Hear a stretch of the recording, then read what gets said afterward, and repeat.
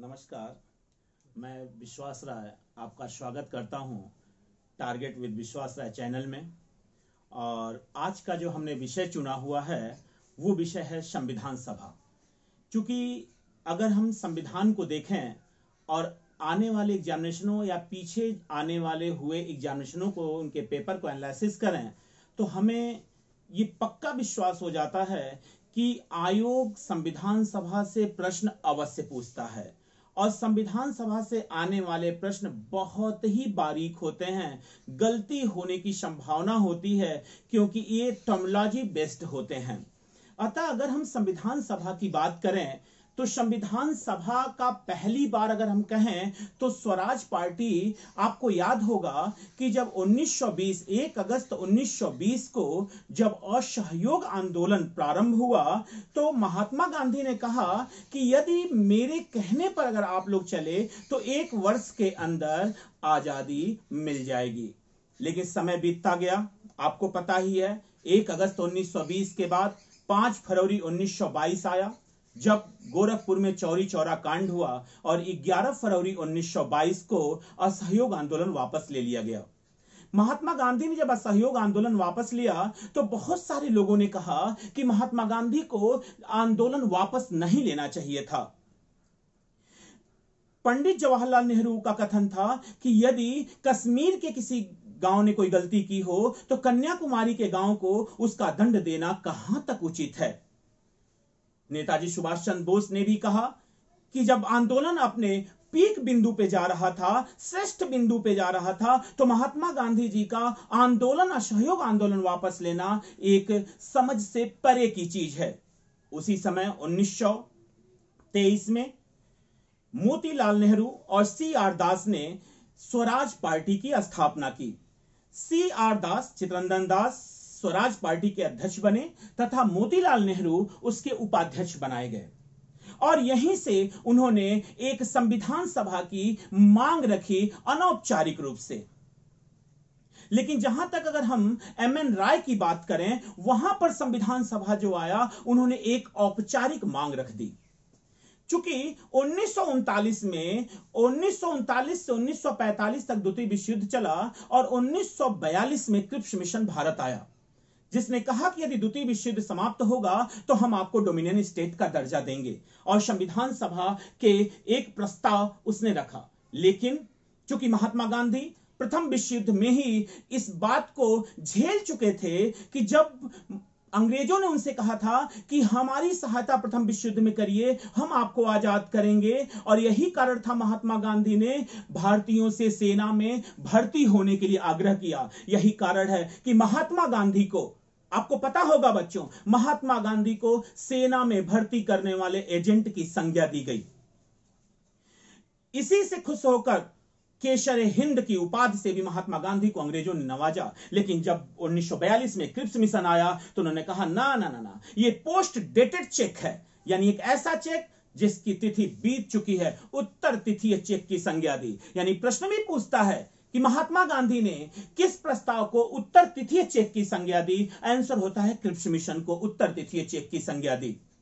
उसके बाद 1945 में बेवेल योजना आई, जिसमें शिमला समझौता, जो कि एक तरह से नाकाम समझौता हुआ, और 1946 में कैबिनेट मिशन भारत आया, जिसने संविधान सभा के निर्माण की एक रूपरेखा प्रस्तुत की और प्रत्येक वर्ग ने उसे सहर्ष स्वीकार भी किया। कैबिनेट मिशन में 3 सदस्य थे, 2 सदस्य और 1 अध्यक्ष, स्टैफोर्ड क्रिप्स, एबी अलेक्जेंडर और लॉर्ड पथिक लॉरेंस। लॉर्ड पथिक लॉरेंस जो थे वो अध्यक्ष थे इस कैबिनेट मिशन के, और कैबिनेट मिशन के तहत ही संविधान सभा का गठन किया गया। कई बार क्वेश्चन पूछा, आयोग में कई बार क्वेश्चन पूछा, संविधान सभा के गठन का प्रारूप किस समिति की अनुशंसा पर किया गया, तो आंसर होता है कैबिनेट मिशन की अनुशंसा पर किया गया। चूंकि ये कैबिनेट मिशन, इसका नाम क्यों पड़ा, मन में एक विचार आएगा कि कैबिनेट मिशन इसका क्यों नाम पड़ा। कैबिनेट मिशन नाम सिर्फ इसलिए पड़ा क्योंकि ये तीनों ब्रिटेन की सरकार में कैबिनेट मंत्री थे और इसीलिए ये तीनों के नाम पर ही कैबिनेट पर इन्हें कैबिनेट मिशन कहा गया। कैबिनेट मिशन के तहत यह तय किया गया इस संविधान सभा में कि संविधान सभा में जो सदस्य निर्वाचित होकर आएंगे वो 10 लाख की जनसंख्या पर निर्वाचित होंगे।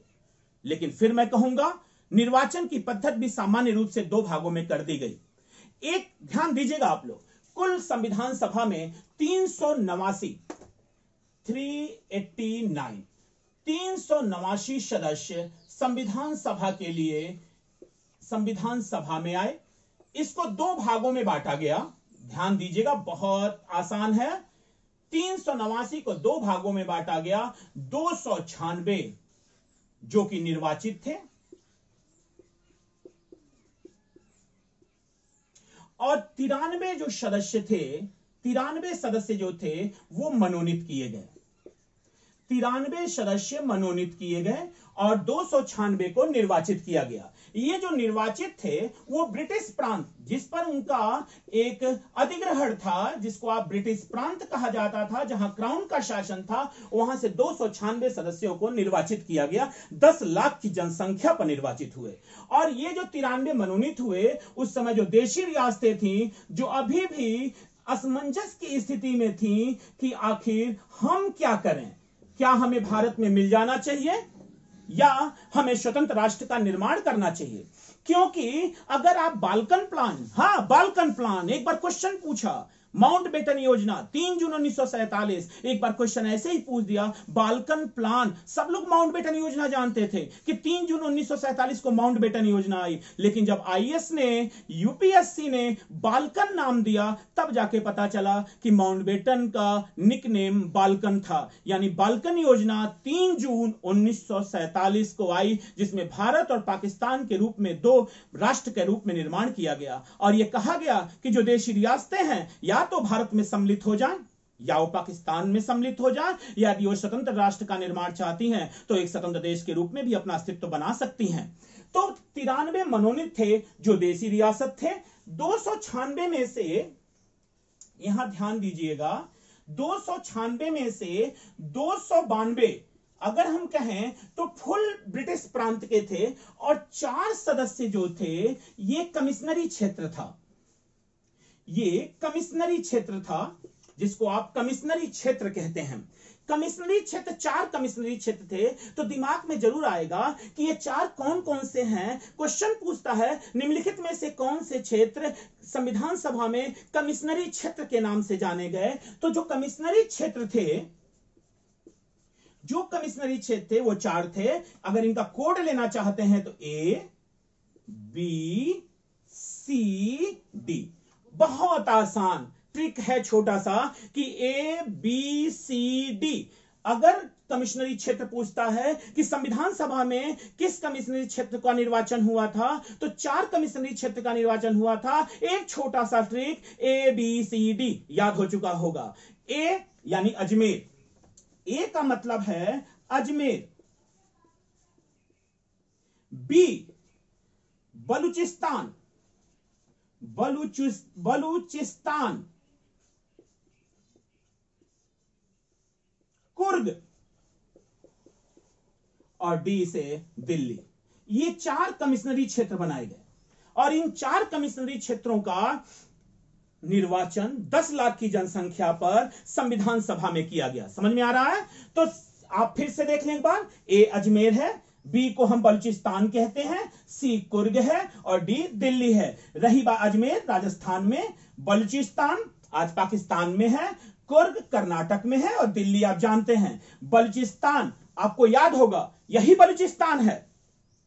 इसी बलूचिस्तान में मेहरगढ़, जो कि सिंधु घाटी सभ्यता, अगर हम चले जाएं तो मेहरगढ़, जहां कृषि का प्रथम साक्ष्य प्राप्त हुआ, कृषि का प्रथम साक्ष्य प्राप्त हुआ। क्वेश्चन पूछता है अस्थाई जीवन का पहला प्रमाण कहां मिला, तब भी आप यही कहते हैं अस्थाई जीवन का पहला प्रमाण हमें मेहरगढ़ में मिला और मेहरगढ़ बलूचिस्तान में स्थित है। आज वर्तमान में वो पाकिस्तान का एक भाग है। बहरहाल, जब हम इंटरनेशनल रिलेशन पे भारत और पाकिस्तान की चर्चा करेंगे, एक अलग वीडियो बनाएंगे, उसमें हम बताएंगे कि आज बलूचिस्तान और पाकिस्तान के बीच भी आज तकरार है। वहां के लोग भी आज पाकिस्तान से अलग होना चाहते हैं, लेकिन वो मैटर दूसरा है। हम इंटरनेशनल रिलेशन में उसे स्पष्ट करेंगे। आते हैं टॉपिक पे, यानी एक बार और हम आपको स्पष्ट करेंगे। कुल संविधान सभा में 389 सदस्य थे, जिसमें से 296 निर्वाचित सदस्य थे, 295 ब्रिटिश प्रांत से आए थे, 4 कमिश्नरी क्षेत्र से थे। कोड है ABCD, A Ajmer, B Balochistan, C Coorg और D दिल्ली। और 93 जो सदस्य थे देसी रियासतों से थे और उन्हें मनोनीत किया गया था। और एक बात और लिख लीजिएगा कि जो संविधान सभा में निर्वाचन हुआ था वो 10 लाख की जनसंख्या पर एक प्रतिनिधि को निर्वाचित किया गया था। 10 लाख की जनसंख्या पर एक प्रतिनिधि निर्वाचित हुआ था। क्लियर है इतनी बात? इतनी बात क्लियर? आगे बढ़ते हैं।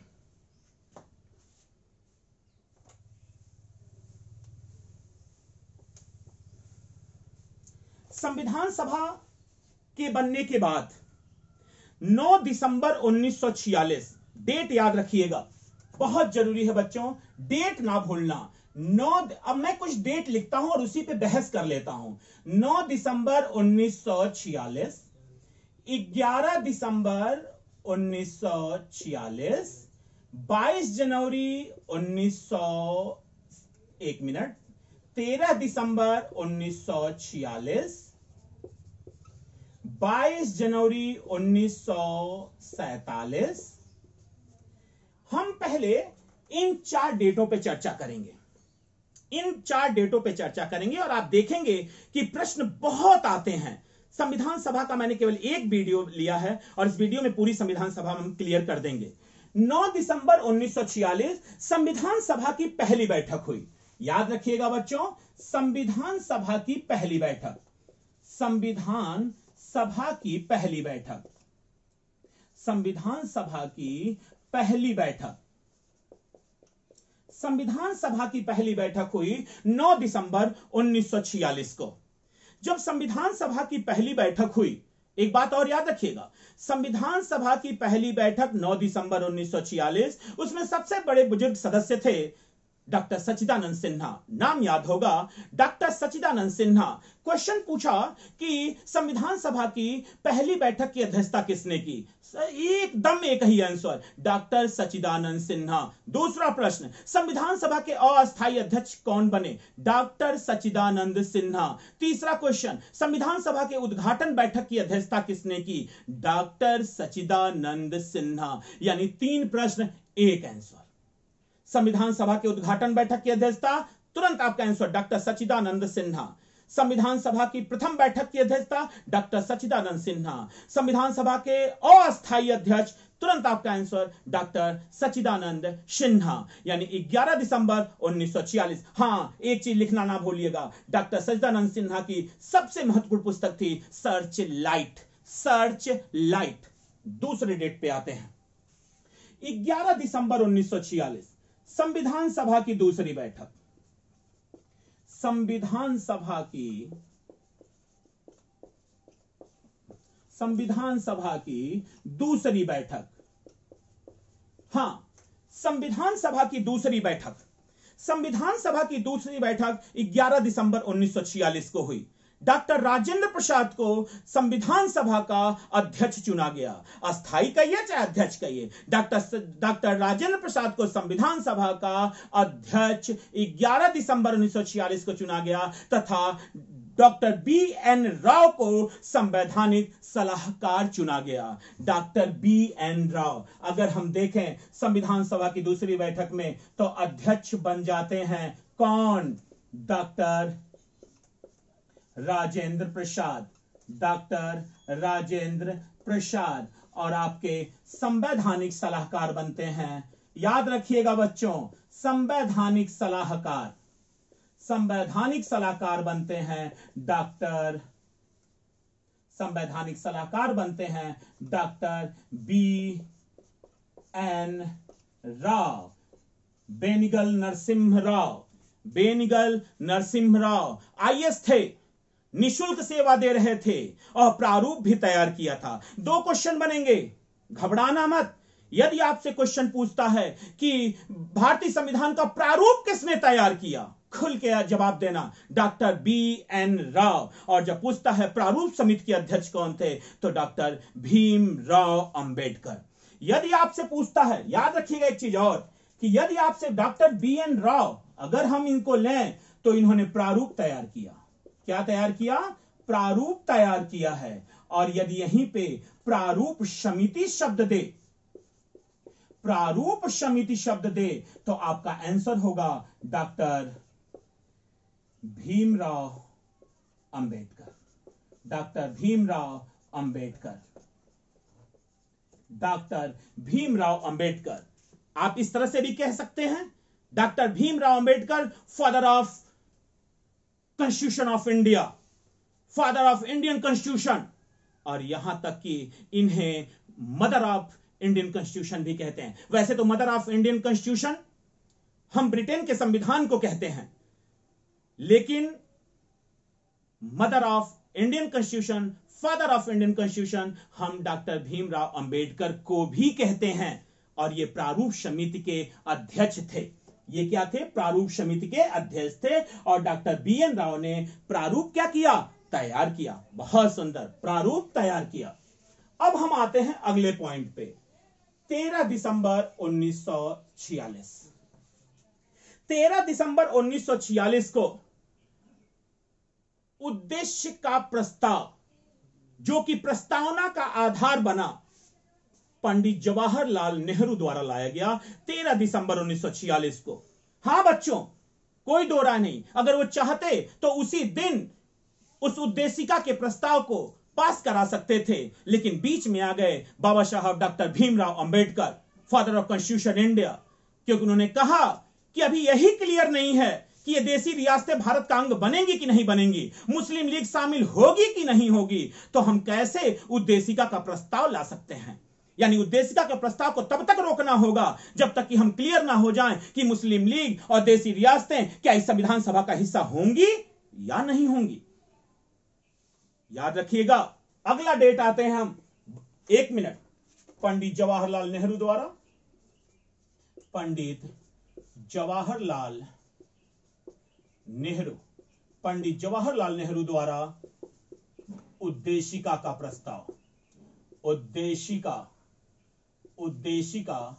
का प्रस्ताव।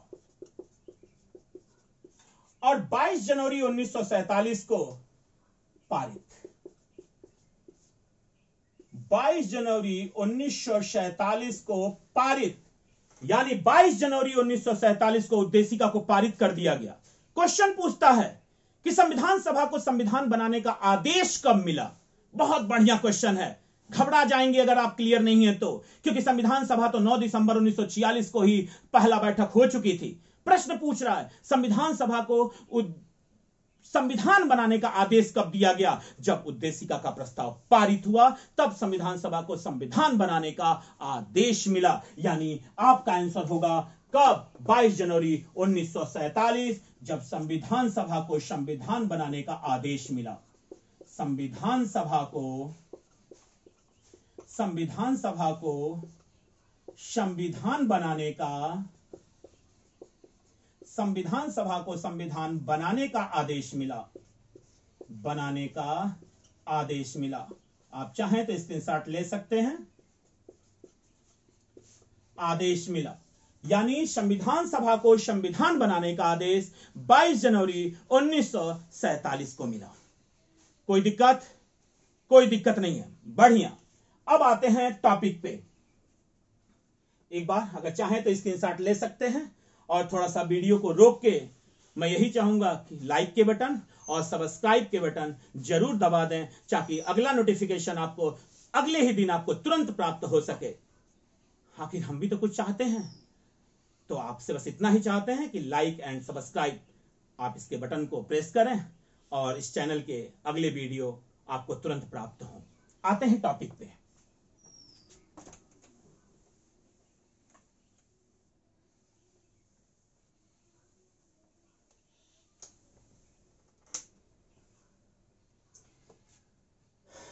टॉपिक का नाम ही है संविधान सभा, यानी इसका मतलब स्पष्ट है। एक ड्राफ्ट कमेटी बनाई गई, एक ड्राफ्ट कमेटी बनाई गई और ड्राफ्ट कमेटी बनाई गई। हाँ, एक बात और याद रखिएगा, एक बार क्वेश्चन पूछ दिया, अंग्रेजी वर्जन में कोई गया नहीं और शब्द क्या था, टर्मिनोलॉजी था पांडुलेखन समिति। अब जो इंग्लिश वर्जन पढ़ लिया उसने तो समझ लिया कि ड्राफ्ट कमेटी है, नहीं तो फिर तो प्रारूप ढूंढते रह गए और प्रश्न पूछ दिया पांडुलेखन समिति के अध्यक्ष कौन थे। तो कंफर्म था, अभी आपने देखा प्रारूप समिति को ही पांडुलेखन समिति कहते हैं और पांडुलेखन समिति के जो अध्यक्ष थे वो बाबा साहब डॉक्टर भीमराव अंबेडकर थे। एक महान व्यक्तित्व के स्वामी जिनका एक अलग तरीके का इतिहास है। और आपको पता होगा कि दर्शन शास्त्र में दो ही दर्शन पढ़ाए जाते हैं वर्तमान के, एक गांधी दर्शन और एक अंबेडकर दर्शन। आते हैं टॉपिक पे। 29 अगस्त 1947 जो प्रारूप समिति का गठन हुआ, ध्यान दीजिएगा, प्रारूप समिति जो आई है जिसको आप पांडुलेखन समिति भी कहते हैं, ये आई 29 अगस्त 1947 को। प्रारूप समिति का गठन हुआ 29 अगस्त 1947 को। इसके अध्यक्ष, एक बात याद रखिएगा, इसमें कुल 7 सदस्य थे। ध्यान दीजिएगा बच्चों, इसमें कुल 7 सदस्य थे। इसमें कुल 7 सदस्य थे, जिस 7 सदस्यों में अगर हम देखें तो डॉक्टर भीमराव अंबेडकर, डॉक्टर भीमराव अंबेडकर जो कि अध्यक्ष थे। दूसरा स्थान आता है के.एम. मुंशी, के.एम. मुंशी, कन्हैयालाल मणिकलाल मुंशी, कन्हैयालाल मणिकलाल मुंशी 1950 अधिक वृक्ष लगाओ आंदोलन, क्लियर, वन महोत्सव। आते हैं तीसरा आते हैं अल्लादी कृष्णा स्वामी अय्यर, अल्लादी कृष्णा स्वामी अय्यर, कृष्णा स्वामी, अल्लादी कृष्णा स्वामी अय्यर। चौथा है एन गोपाला स्वामी आयंगर, एन गोपाला स्वामी, एन गोपाला स्वामी आयंगर, एन गोपाला स्वामी आयंगर। पांचवा पर सैयद मोहम्मद शादुल्ला, सैयद मोहम्मद शादुल्ला, सैयद मोहम्मद शादुल्ला। छठे पे आते हैं हम तो बी.एल. मित्र, बी.एल. मित्र। इनके पद के छोड़ जाने के बाद, इनके पद छोड़ जाने के बाद एन माधवराव, एन माधवराव इस ड्राफ्ट कमेटी के सदस्य बने। सातवां डी.पी. खेतान, डी.पी. खेतान। इनकी मृत्यु हो गई, इनकी मृत्यु हो गई। इनके बाद टी. कृष्णामाचारी, टी. कृष्णामाचारी को ड्राफ्ट कमेटी का सदस्य बनाया गया। एक बार और सुनेंगे, क्वेश्चन पूछता निम्नलिखित में से कौन सा सदस्य, निम्नलिखित में से कौन सा सदस्य प्रारूप समिति का सदस्य नहीं था, निम्नलिखित में से कौन सा सदस्य प्रारूप समिति का सदस्य था। 2 क्वेश्चन यहां से उठते हैं। तीसरा क्वेश्चन उठता है प्रारूप समिति सदस्यों की संख्या। चौथा क्वेश्चन उठता है डॉक्टर भीमराव अंबेडकर के अध्यक्षता में प्रारूप समिति के कितने अन्य सदस्य थे, यानी चारों के जवाब देखिएगा। प्रारूप समिति का गठन कब किया गया? 29 अगस्त 1947।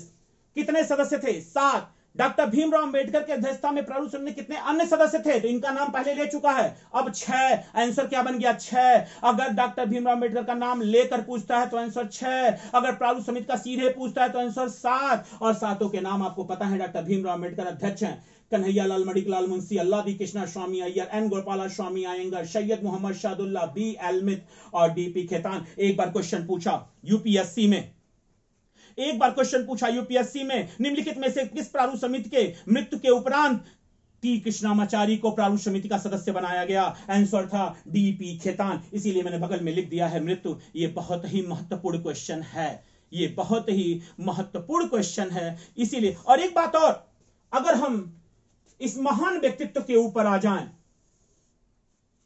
तो याद रखिएगा, बहुत एक अचरज वाली बात बताते हैं, किताबों में लिखी नहीं मिलती है, कि जब 10 लाख की जनसंख्या पर एक प्रारूप समिति के 10 लाख की जनसंख्या पर एक संविधान सभा के सदस्यों का चुनाव हो रहा था, तो हमारे डॉक्टर भीमराव अंबेडकर बंबई से चुनाव हार गए।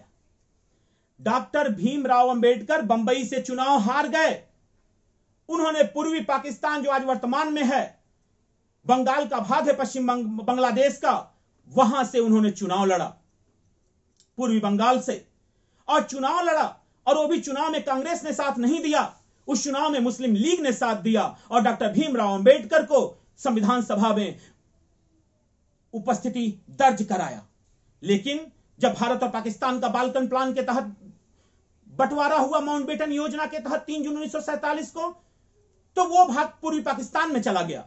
अब फिर दिक्कत हो गई। अब दिक्कत यह थी, अब सबसे बड़ी दिक्कत तो यह थी, क्या डॉक्टर भीमराव अंबेडकर की अनुपस्थिति में संविधान सभा का कोई अस्तित्व है? मुझे लगा नहीं, एकदम नहीं, कोई अस्तित्व ही नहीं है। अगर अस्तित्व नहीं है तो फिर क्या किया जाए? तो जो संवैधानिक सलाहकार थे वो थे डॉक्टर B.N. राव। उन्होंने डॉक्टर राजेंद्र प्रसाद को एक चिट्ठी लिखी। डॉक्टर राजेंद्र प्रसाद को एक चिट्ठी लिखी और उन्होंने स्पष्ट किया कि अब अगर संविधान सभा में डॉक्टर भीमराव अंबेडकर उपस्थित नहीं होते हैं तो फिर संविधान सभा का अस्तित्व ही नहीं रह जाएगा। डॉक्टर राजेंद्र प्रसाद ने बीजी खरे से तुरंत मशवरा किया, और बीजी खरे आपको पता होना चाहिए, उस समय वो बंबई के प्रधानमंत्री थे, उस समय प्रधानमंत्री होते थे वहां पे। बीजी खरे ने एम जयकर की सीट खाली कराई। बीजी खरे ने निर्वाचित प्रतिनिधि, मुंबई से निर्वाचित बंबई से प्रतिनिधि एम जयकर की सीट खाली कराई और पुनः डॉक्टर भीमराव अंबेडकर का निर्वाचन बंबई प्रांत से हुआ। तो याद रखिएगा बच्चों, अगर आपसे क्वेश्चन पूछता है डॉक्टर भीमराव अंबेडकर का निर्वाचन संविधान सभा में किस प्रांत से हुआ, तो आपका आंसर होगा बंबई प्रांत से हुआ। किसकी सीट खाली कराई गई? एम जयकर की सीट खाली कराई गई। उस समय बंबई का प्रधानमंत्री कौन था? बीजी खरे थे। आपको याद होगा 1955 में ये भाषा आयोग के अध्यक्ष भी रहे।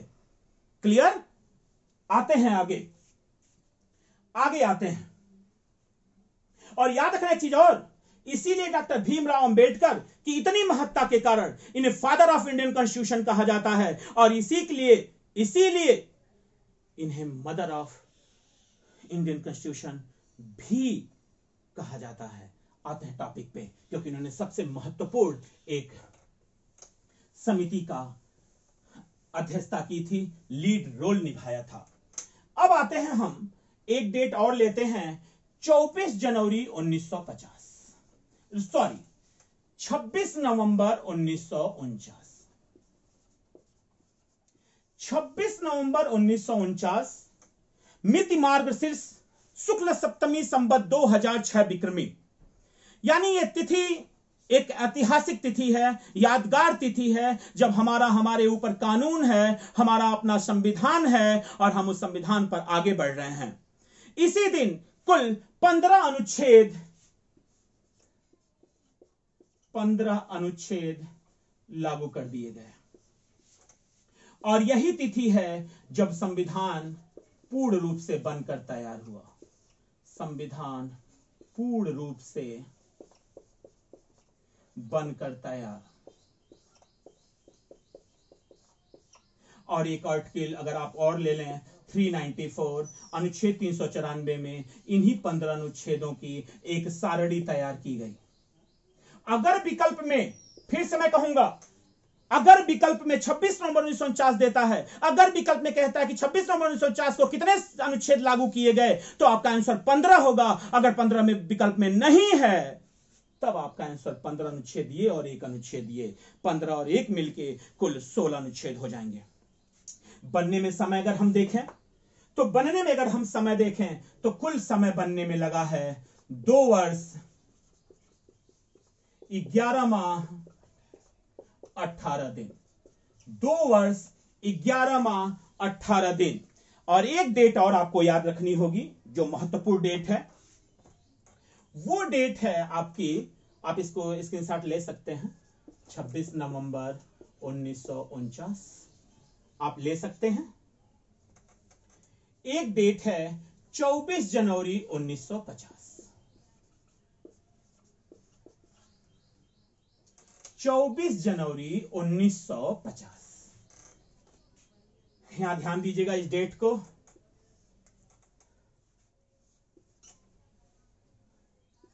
संविधान सभा विघटित, संविधान सभा विघटित, संविधान सभा आखिरी बार मिली, संविधान सभा आखिरी बार मिली, संविधान सभा आखिरी बार मिली, संविधान सभा संसद के रूप में परिवर्तित, संसद के रूप में परिवर्तित, डॉक्टर राजेंद्र प्रसाद को राष्ट्रपति पद पर नियुक्त,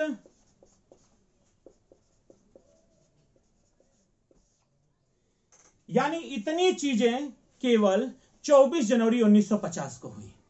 और एक चीज और हुई बच्चों, फिर से संविधान सभा विघटित कर दी गई 24 जनवरी 1950 को, संविधान सभा आखिरी बार मिली 24 जनवरी 1950 को, संविधान सभा संसद के रूप में परिवर्तित हुई 24 जनवरी 1950 को, डॉक्टर राजेंद्र प्रसाद को राष्ट्रपति पद पर नियुक्त किया गया 24 जनवरी 1950 को, तथा आखिरी लाइन गुरुदेव रविन्द्रनाथ टैगोर द्वारा रचित जनगण मन को भारत के राष्ट्रगान के रूप में स्वीकार किया गया 24 जनवरी 1950 को, 24 जनवरी 1950 को। एक बार और, चूंकि 284 सदस्यों ने हस्ताक्षर किया, कितने सदस्यों ने? 284 सदस्यों ने हस्ताक्षर किया, और इन 284 सदस्यों में 9 महिला भी थी। एक मिनट अभी क्लियर करते हैं। 284 सदस्यों ने इस संविधान सभा पे यानी संविधान पर क्या किया? हस्ताक्षर किया है। कुल सदस्यों की संख्या, महिला सदस्यों के लिए कुल संविधान सभा में, तो महिला सदस्यों की संविधान सभा में कुल 15 महिलाएं थीं, 15। और पहले दिन 9 दिसंबर 1946 को 9 महिलाएं शामिल हुई थी, 9 महिलाएं शामिल हुई थी। अगर हम इस तरह से संविधान सभा का एक खाका खींचें, ध्यान दीजिएगा, एक खाका खींचें, तो संविधान सभा में महिला सदस्य जो थी, महिला सदस्य वो 15 थी। अनुसूचित जाति की संख्या जो थी, अनुसूचित जाति की जो संख्या थी वो 26 थी। और अनुसूचित जनजाति की जो संख्या संविधान सभा में निर्धारित की गई थी, अनुसूचित जनजाति, एसटी, अनुसूचित जनजाति की जो संख्या निर्धारित की गई थी वो 33 थी। आप इसे नोट कर लीजिएगा, आप इसे नोट कर लीजिएगा कि संविधान सभा में महिला सदस्यों की संख्या कुल 15 थी, अनुसूचित जाति 26 की संख्या में थे, और अनुसूचित जनजाति 33 की संख्या में थे, 33 की संख्या में थे। और याद रखिएगा, संविधान सभा की कुल बैठक, कितनी कुल बैठक हुई संविधान सभा की? तो संविधान सभा की कुल बैठक 11 + 1 हुई। ये एक जो है वो 24 जनवरी 1950 को है। 2 क्वेश्चन तैयार, 2 क्वेश्चन। यदि आपसे क्वेश्चन पूछता है कि संविधान सभा के निर्माण में, संविधान सभा की कितनी बैठक हुई? लो, संविधान के निर्माण में संविधान सभा की कितनी बैठक हुई? खुल के आंसर देना, 11। और जब पूछे संविधान सभा की कुल कितनी बैठक हुई, तो अंतिम दिन मिला है एक दिन और, 24 जनवरी 1950 को, यानी 11 और 1 मिलके इसकी जो कुल बैठक हैं वो बन जाते हैं 12। गलत नहीं होगा, गलत होना भी नहीं चाहिए। प्रश्न एक बार और दे रहे हैं आपको, संविधान निर्माण में संविधान सभा की कितनी बैठक हुई? 11। और फिर क्वेश्चन है, संविधान सभा की कुल कितनी बैठक हुई? 12, क्योंकि 24 जनवरी 1950 को संविधान निर्माण के लिए नहीं आए थे, संविधान पर हस्ताक्षर हुआ, संविधान सभा विघटित हुई, संविधान सभा संसद के रूप में परिवर्तित हुई, डॉक्टर राजेंद्र प्रसाद को राष्ट्रपति पद पर नियुक्त किया गया, उस दिन वो आखिरी बार मिले, और जनगण मन को राष्ट्रगान के रूप में स्वीकार किया गया। जी ऑस्टिन का एक कथन भी यहीं से आ जाता है कि संविधान सभा कांग्रेस थी और कांग्रेस भारत। संविधान सभा कांग्रेस थी और कांग्रेस भारत। और डॉक्टर भीमराव अंबेडकर का भी संविधान सभा में अंतरिम हम आपको पढ़ाएंगे पॉलिटी। केवल आज संविधान सभा पर ही हम फोकस होना चाहते हैं। हम भारतीय राज्य व्यवस्था जब पढ़ाएंगे आपको तो हम स्पष्ट करेंगे, जब 2 सितंबर 1946 को अंतरिम मंत्रिमंडल का गठन किया गया था तो उस अंतरिम मंत्रिमंडल में को एक कमेंट पास किया था डॉक्टर भीमराव अंबेडकर ने। कहा था एक ऐसी गाड़ी है, एक ऐसी सरकार है जिसको 2 राष्ट्र चला रहे हैं। क्योंकि उस अंतरिम मंत्रिमंडल में कांग्रेस भी थी, अन्य दल भी थे और मुस्लिम लीग वाले भी थे, जबकि मुस्लिम लीग पाकिस्तान की मांग कर रहा था और बाकी भारत पर ही अटल रह रहे थे। इसीलिए अंबेडकर, डॉक्टर भीमराव अंबेडकर ने कहा कि एक ऐसी देश की सरकार है जिसको कुल मिला के 2 राष्ट्र चला रहे हैं, जिसको कुल मिलाकर 2 राष्ट्र चला रहे हैं। तो संविधान सभा इतना ही बस। और संविधान सभा, चूंकि हम एक छोटा सा वीडियो चाहते थे संविधान सभा पे, ताकि जितने क्वेश्चन आते हैं वो क्वेश्चन एक बार पुनः हम रिवीजन कर लें। और आशा करते हैं कि आप लाइक और सब्सक्राइब दोनों कर चुके होंगे, आपको वीडियो पसंद आई होगी। और यकीन मानिएगा बच्चों कि जितने भी वीडियो इस प्लेटफॉर्म टारगेट विद विश्वास राय से बनेंगे वो क्वालिटीफुल होंगे, वो निर्धारित होंगे, क्वेश्चन पूछे गए होंगे और क्वेश्चनों पे पूरी बहस होगी, ईमानदारी से होगी।